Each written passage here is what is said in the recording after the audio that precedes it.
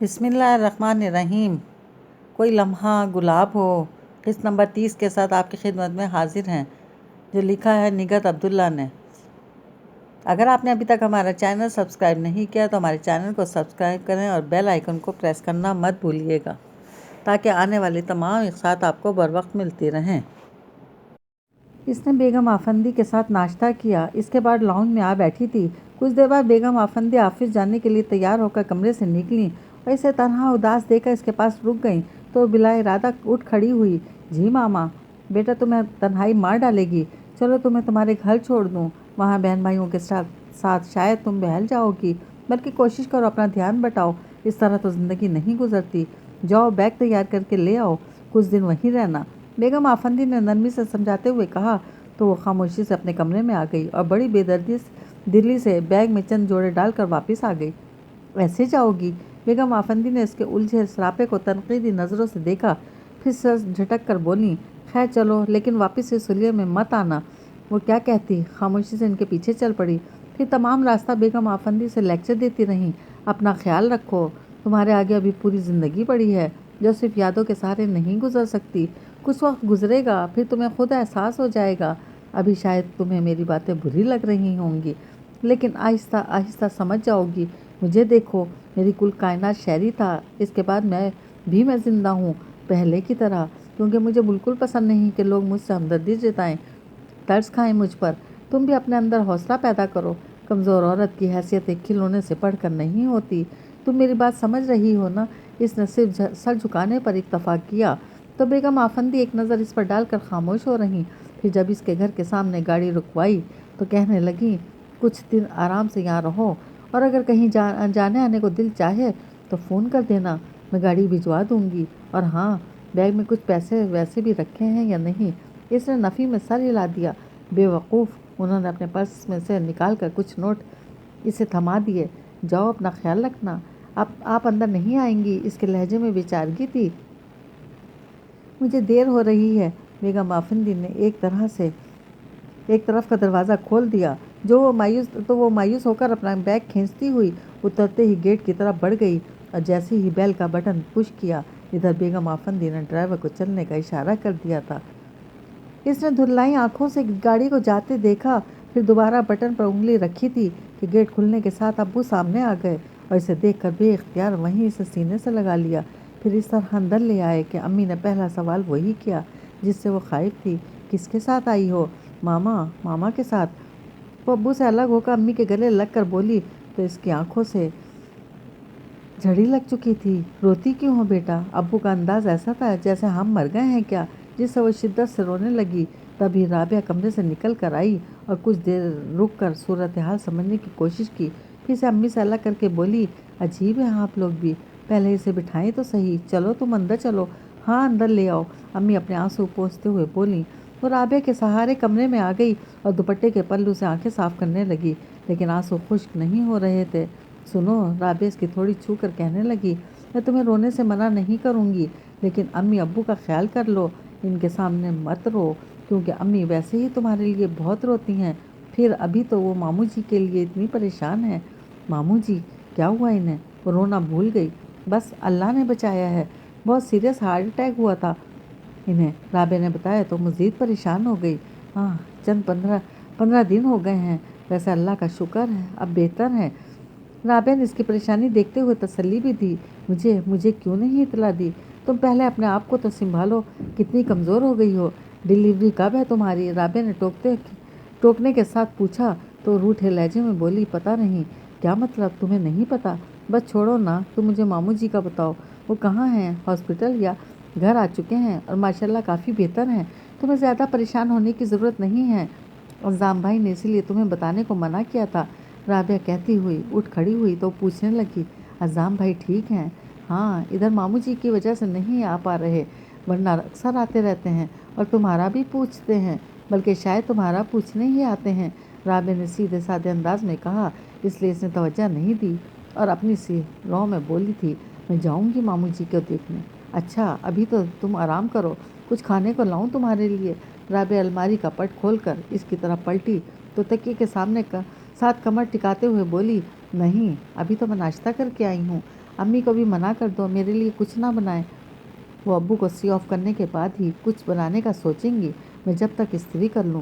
رابعہ نے اپنا سوٹ نکالتے ہوئے کہا تو اس نے یوں ہی پوچھ لیا، کہیں جانے کا پروگرام ہے؟ آفس میں جاب کر لی ہے نا؟ رابعہ اب اجرت دکھانے لگی تھی۔ اچھا کہاں؟ اس نے کوشش سے اشتیاق ظاہر کیا۔ شاید میں نے تمہیں بتایا تھا، ایک ایڈورٹائزنگ ایجنسی ہے۔ اور ابھی تو رابعہ بتا رہی تھی کہ ابو کی آواز پر خاموش ہو گئی۔ فائقہ، ابو پکار کر اندر آئے تھے۔ بیٹا اب میں آفس جا رہا ہوں۔ جی، وہ اٹھ کھڑی ہوئی تو ابو اسے دوبارہ بٹھا کر کہنے لگے، رابعہ بھی ابھی چلی جائے گی، لیکن تمہاری امی تو ہیں، پھر دوپہر تک سونی اور عثمان بھی آ جائیں گے۔ تم گھبرانا نہیں، تمہاری امی پریشان ہو جاتی ہیں، اور تم نے اچھا کیا بیٹا یہاں آ گئی، سارا وقت دھیان تمہاری طرف رہتا تھا۔ اب رونا نہیں، شاباش۔ پھر رابعہ سے پوچھنے لگے، تمہیں ابھی دیر ہے؟ جی ٹھیک ہے، پھر میں چلتا ہوں۔ ابو اس کا سر تھپک کر چلے گئے تو اس نے ایک نظر رابعہ کو دیکھا، پھر تکیے پر سر رکھ کر اپنے آپ سے بولنے لگی تھی، لگتا ہے تقدیر نے ہمارے ماں باپ کے ساتھ مذاق کیا ہے، پہلے ہم دونوں کو رخصت کرنے کی خوشی دی، اور اب ہم دونوں کو دیکھ کر ان کے دلوں پر جانے کیسی قیامت گزرتی ہوگی۔ توبہ، اب میں کبھی ان کے سامنے نہیں روؤں گی۔ میری ذات سے انہیں خوشی نہیں ملی تو دکھ بھی نہیں ملنے دوں گی، ملنے چاہیے۔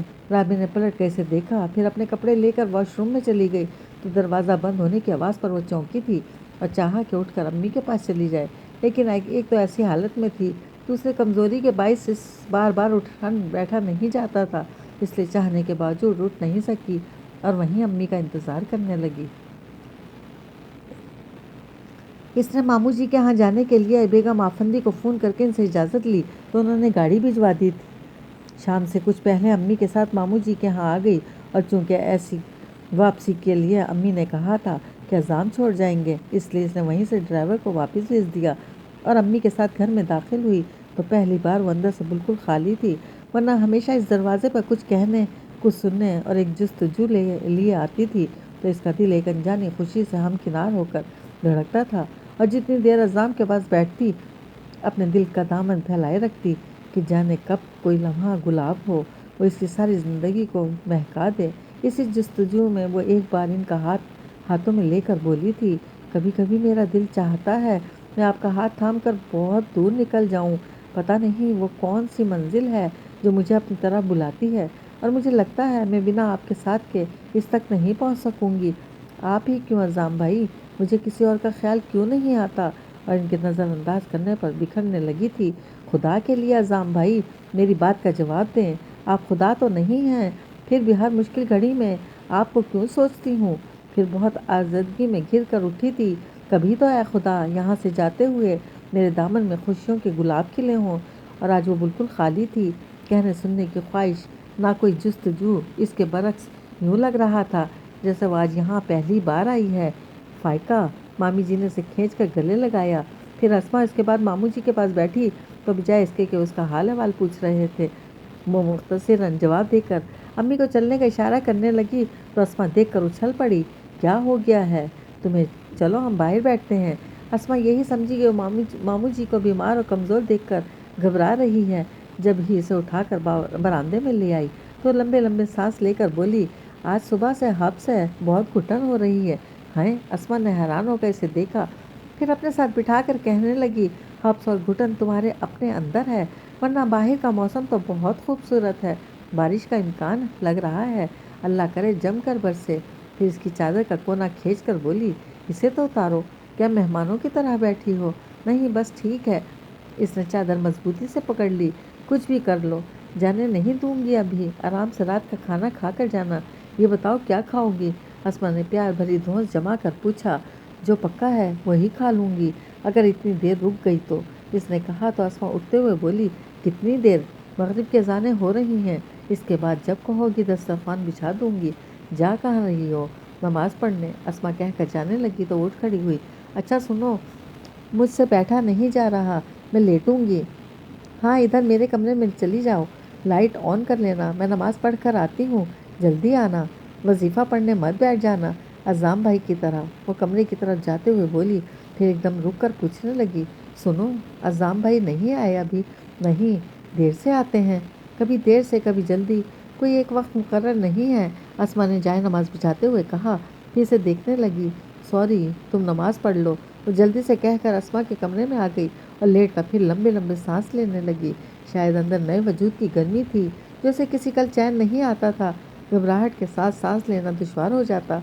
परसों बेगम आफंदी से चेकअप के लिए ले गई थी तो इसने डॉक्टर को अपनी ये कैफियत बताई थी, जिस पर इसने तसल्ली देते हुए कहा कि आखिर 1-2 महीनों में ऐसा होता है, कोई तशवीश की बात नहीं है, तुम वॉक किया करो। और इस कमज़ोरी के बायस ज़्यादा चला नहीं जाता था।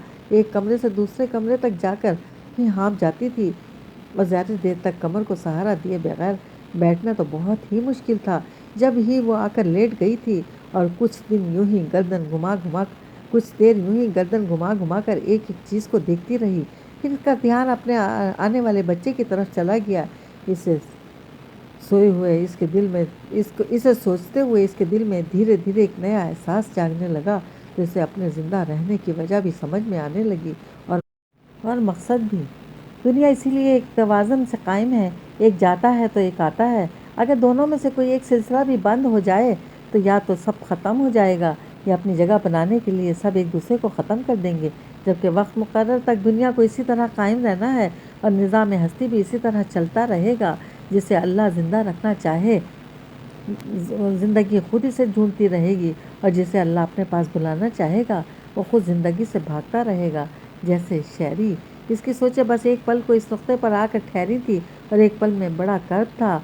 दिल को बहुत ज़ोर का धचका लगा था कि आंखें जल थल हो गईं, लेकिन इसने कमाल ज़ब्त से आंसुओं को छलकने से रोक लिया, क्योंकि अभी कल ही तो इसने तहिया कर किया था क्योंकि किसी के सामने नहीं रोएगी। वो कि अभी यहाँ कोई नहीं था, लेकिन अस्मा आने वाली थी, इसलिए इसने बहुत कोशिश से आंखों का सारा पानी अपने अंदर उतारा था कि अस्मा तेज़ी में आकर बोली, मैंने क्या कहा था, बारिश होगी, कहीं तो झड़ी लगनी थी। इसने सोचा, आओ बरामदे में बैठेंगे, बहुत तेज़ बारिश हो रही है। अस्मा ने पूरा दरवाज़ा खोल कर कहा तो ठंडी हवा का झोंका अंदर चला आया, जिसने इसके पूरे बदन में सर्द लहर दौड़ा दी और ऐसी ही ठंडक वो चाहती थी।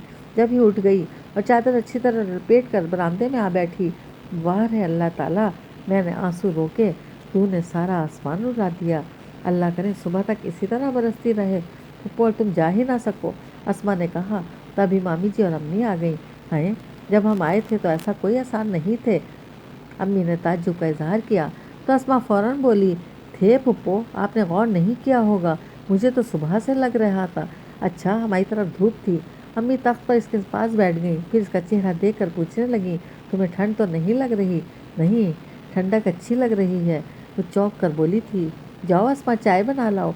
मामी जी अस्मा को उठाकर इसकी जगह बैठ गई तो अम्मी ने ख्याल आने पर पूछा, अज़ाम आ गया? नहीं, अभी कहाँ आया। मामी जी बताकर तशवीश में मुब्तला हो गई। अल्लाह साथ खैरियत के लाए, यहाँ तो ज़रा सी बारिश में सड़कों पर सैलाब आ जाता है और बिजली चली जाए तो और मुसीबत। मामी जी अस्मा से कहें मोमबत्ती अभी से तलाश कर रखे, अंधेरे में परेशानी होगी। इसने कहा तो मामी जी उठ खड़ी हुई। ये तुमने ठीक कहा, मैं पहले तुम्हारे मामू के कमरे में रखा हूँ, इन्हें परेशानी ना हो। अम्मी घर कैसे जाएंगे? इसने कहा तो मामी जी जाते जाते रुक कर बोली, खैर है बेटी, अपने घर में बैठी हो, कोई फ़िक्र की बात नहीं। जी, वो खामोश हो रही। फिर मामी जी के जाते ही कुछ कहना चाहती थी कि अस्मा चाय लेकर आ गई, तो वो बस अम्मी को देख कर रह गई। फूफो, मैं बारिश को दुआएं दे रही हूँ, इस बहाने आप रुकेंगी तो। अस्मा ने चाय की ट्रे रखते हुए कहा तो अम्मी ने इसका कान पकड़ लिया। तुम तो बहुत आती हो ना। आऊँगी फूफो, अब्बा अच्छे हो जाएं फिर इंशाल्लाह ज़रूर आऊँगी। हाँ, अल्लाह तुम्हारे अब्बा को जल्दी अच्छा करे, बहुत मन्नतें मानी हैं मैंने, एक ही भाई है, अल्लाह सलामत रखे। अम्मी अनजाने में इसके ज़ख्मों को छेड़ रही थी। मन्नतें, दुआएं, ज़िंदगी का सौदा, क्या कुछ नहीं किया मैंने, फिर भी वो चला गया। वो आसमान से लगी झड़ी देखते हुए सोचने लगी। अस्मा खाने पीने का इंतज़ाम करने दोबारा किचन में चली गई थी और अम्मी कुछ देर अपने आप जाने क्या बोलती रहीं। फिर घर फ़ोन करने का कहकर उठते हुए इसके कंधे पर हाथ रखा तो वो चौंक कर इन्हें जाते हुए देखने लगी। फिर दीवार के साथ कमर लगाकर पेशानी घुटनों पर रख ली, क्योंकि बैठे बैठे थक गई थी और इस ठंडे माहौल से उठने को दिल नहीं चाह रहा था। बारिश में भीगी हवा के झोंके बहुत सुकून दे रहे थे। जब ही हर तरफ से बेनियाज होकर रफ़ाक़तों के इन लम्हों में खो गई थी जो इसकी ज़िंदगी थे। کتنی دیر بعد کھانسنے کی آواز پر اس نے پہلے آنکھیں کھول کر سمجھنے کی کوشش کی، پھر گھٹنوں سے پیشانی اٹھائی تو سامنے عزام پانی میں شرابور کھڑے تھے، اور کیونکہ اس کا پورا وجود چادر میں لپٹا تھا اس لیے عزام کو سمجھ میں نہیں آ رہا تھا کہ کون ہے۔ جب ہی کھانس کر متوجہ کیا تھا اور اسے دیکھ کر واقعی حیران ہو گئے، کیونکہ اس کے آنے کا گمان بھی نہیں تھا۔ السلام علیکم، اس نے سلام کیا تو اب عزام چونک کر بولے، وعلیکم السلام، خیریت سے ہو؟ آپ کپڑے بدل لیں، اس نے جواب سے کترا کر کہا تو عزام فوراً اپنے کمرے کی طرف بڑھ گئے۔ پتہ نہیں اسما کیا کر رہی ہے، وہ عزام کے واپس آنے سے پہلے وہاں سے اٹھ گئی اور کچن میں جھانک کر اسما کو دیکھا، پھر وہیں سے پلٹ کر ماموں جی کے کمرے میں آ گئی۔ میں نے گھر فون کر دیا ہے، امی نے اسے دیکھ کر کہا تو وہ سمجھ کر بھی پوچھنے لگی، کیسے جائیں گے ہم؟ ابھی تو نہیں جا سکتے، بارش رک بھی جائے تو راستے میں پانی کتنا ہوگا، تمہارے ابو نے بھی منع کیا ہے اس وقت نکلنے کو، امی نے کہا تو ماموں جی اور مامی جی بھی ان کی تائید کرنے لگے۔ تبھی عزام آ گئے۔ السلام علیکم، شکر ہے، کیسے پہنچے؟ امی جی نے ان کے آنے پر شکر کرنے کے ساتھ ساتھ پوچھا تو امی کے پاس بیٹھتے ہوئے بولے، اللہ نے پہنچانا تھا، پہنچا دیا۔ پھر پوچھنے لگے، کھانا کھا لیا آپ سب نے؟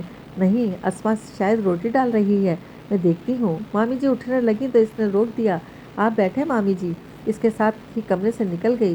پھر ماموں جی کے کمرے میں ہی سب نے کھانا کھایا اور اس دوران عزام بارش سے ہونے والے نقصانات جو وہ راستے میں دیکھتے آئے تھے بتاتے رہے، اور آخر میں اسما کی طرح بولے تھے، چلیں پھپھو، اسی بہانے آپ تو رکیں، اور فائقہ بھی، اسما نے کہا تو عزام اسے دیکھ کر بولے، فائقہ سے کوئی شکایت نہیں ہے، یہ کبھی اس گھر کا راستہ نہیں بھولی، اب شاید بھول جاؤں، وہ بلا ارادہ کہہ گئی تو جہاں عزام چوکے وہاں اسما نے فوراً ٹوکا، کیوں؟ پتہ نہیں، وہ کوئی بات نہیں بنا سکی تو عزام نے اس کی بے بسی محسوس کر کے بات بدل دی، اسما چائے لاؤ اور ذرا جلدی۔ اسما دسترخوان سمیٹ کر چلی گئی تو وہ امی سے کہہ کر اسما کے کمرے میں آ گئی، کیونکہ سب کے درمیان بار بار پہلو بدلنا اچھا نہیں لگ رہا تھا۔ بہرحال ابھی کھانا کھایا تھا اس لیے وہ کمرے میں ہی ادھر سے ادھر ٹہلنے لگی۔ جب اسما چائے لے کر آئی تب اس کے ساتھ بیٹھتے ہی پوچھنے لگی، امی کہاں سوئیں گی؟ بہت جگہ ہے، جہاں دل چاہے گا سو جائیں گی، البتہ تم بتاؤ، اسما نے اس سے پوچھا۔ میں یہیں تمہارے ساتھ سوؤں گی اگر تمہیں اعتراض نہ ہو تو، اس نے کہا۔ تب عزام پکار کر اندر آ گئے اور چیئر کھینچ کر اس کے سامنے بیٹھتے ہوئے بولے، میں نے تمہارا حال احوال تو پوچھا ہی نہیں، میں ٹھیک ہوں، اس نے فوراً جواب دے کر گویا خود کو ٹھیک ظاہر کرنے کی کوشش کی تھی۔ ادھر پھپھو کے ہاں کب آئیں؟ کل، اور کل ہی مجھے ماموں جی کے ہارٹ اٹیک کا پتہ چلا، لیکن میں اس وقت نہیں آ سکی کیونکہ وہ جانے کس خوف کے تحت روانی سے بولتے ہوئے ان پر نظر پڑی تو سٹپٹا کر خاموش ہو گئی۔ تمہاری ساس ٹھیک ہیں؟ عزام نے غالباً بات کرتے رہنے کی غرض سے پوچھا۔ جی۔ آفس جا رہی ہیں؟ جی۔ اچھی بات ہے، انسان کو ہمت نہیں ہارنی چاہیے، اور پھر خدائی فیصلے پر تو کسی کا اختیار نہیں۔ عزام نے جس انداز سے بات شروع کی اس سے اسما سمجھ گئی کہ وہ اس کے اندر ہمت حوصلہ پیدا کرنے کے لیے طویل لیکچر دیں گے، اس لیے عشاء کی نماز کا کہہ کر اٹھ کر چلی گئی تو انہیں اٹھانے کی غرض سے بولی تھی، آپ نماز نہیں پڑھیں گے؟ تم کیوں نہیں پڑھتی؟ انہوں نے نرمی سے ٹوکا، پھر کہنے لگے، اللہ کی طرف سے نماز انمول تحفہ ہے، اسے اپنی زندگی میں اس قدر اہم کر لو جس قدر کھانا پینا، ہم پر خواہ کتنی قیامت ٹوٹ پڑیں، ہمارا کھانا پینا نہیں چھوٹتا، پھر نماز کیوں چھوڑیں؟ نماز میں دل لگاؤ، سکون ملے گا اور اللہ کی مصلحتیں بھی سمجھ میں آنے لگیں گی، سن رہی ہو نا؟ جی۔ اس نے چونک کر جی کہا تو پوچھنے لگے، کیا سوچتی رہتی ہو؟ کوئی مسئلہ ہے تو بتاؤ، یہ سارے ستم تنہا اپنی ذات پر سہنے کا تہیہ کر چکی ہو؟ جو سہنا تھا سہ لیا، اب تو کوئی ایسی بات نہیں، وہ سر جھکا کر اپنے ناخن دیکھتے ہوئے بولی، اللہ کرے ایسا ہی ہو۔ انہوں نے گہری سانس کھینچی، پھر پوچھنے لگے، پھپھو کے پاس کیسے آئیں؟ اپنی مرضی سے یا میں بھی چاہتی تھی، کیونکہ ماما صبح سے آفس چلی جاتی ہیں اور میں سارا دن اکیلی، بس اسی لیے آ گئی، کیا نہیں آنا چاہیے تھا؟ اس نے الجھ کر پوچھا۔ نہیں، اچھا کیا آ گئی، انسانوں میں رہو گی تو زندگی کا احساس ملے گا، تنہائی تو اچھوں کو پاگل کر دیتی ہے، میں مانتا ہوں تم پر پہاڑ ٹوٹا ہے، لیکن یہ بھی تو ہے کہ اللہ کسی انسان کو اس کی برداشت سے زیادہ نہیں آزماتا، تم اپنی ہمت اور حوصلے بلند رکھو کیونکہ تمہیں ابھی بہت جینا ہے، سمجھ رہی ہو نا؟ ہاں، جب تک زندگی ہے تب تک جیوں گی، اس سے پہلے پتہ نہیں میرے نصیب میں اور کیا لکھا ہے۔ کتنے دکھ، کتنی آزمائشیں، وہ مایوسی میں گر کر بول رہی تھی، دکھ اور آزمائشیں ہی کیوں، سکھ اور خوشیاں بھی تو ہو سکتی ہیں۔ عزام نے ٹوک کر کہا، تو گہری سانس سینے میں دبا کر گویا ہوئی، میں اپنی زندگی کی سب سے بڑی خوشی اور سب سے بڑا دکھ جھیل چکی ہوں۔ اس کے بعد تو سارے دکھ سکھ بے معنی رہ گئے ہیں۔ اب تو یوں لگتا ہے جیسے زندگی بس گزرتی چلی جائے گی، یا ہو سکتا ہے کہیں میں تھک کر بیٹھ جاؤں یا کھو جاؤں۔ پھر اچانک انہیں دیکھ کر پوچھنے لگی، ایک بات بتائیں عزام بھائی، اگر میں کہیں کھو جاؤں تو آپ مجھے ڈھونڈیں گے نا؟ عزام مشکل میں پڑ گئے تھے، سمجھ میں نہیں آیا کیا جواب دیں، تو اس سے پوچھنے لگے، تم کیا چاہتی ہو؟ نہیں، آپ مجھے ڈھونڈنے کا کبھی سوچیے گا بھی نہیں۔ اس نے جتنے آرام سے کہا، عزام اس قدر حیران ہوئے، کیا ایسا ممکن ہے؟ کیوں نہیں؟ بے وقوف لڑکی، جب میں کھو گیا تھا تب تم کیوں پریشان تھیں اور یہ دعا کیوں کرتی تھیں کہ تمہارے پاس ایک پری آ جائے جو مجھے ڈھونڈ لائے؟ میں تمہاری طرح پری کا انتظار نہیں کروں گا، خود نکل کھڑا ہوں گا۔ عزام کے لہجے کی گمبھیرتا نے اسے گم سم کر دیا تھا۔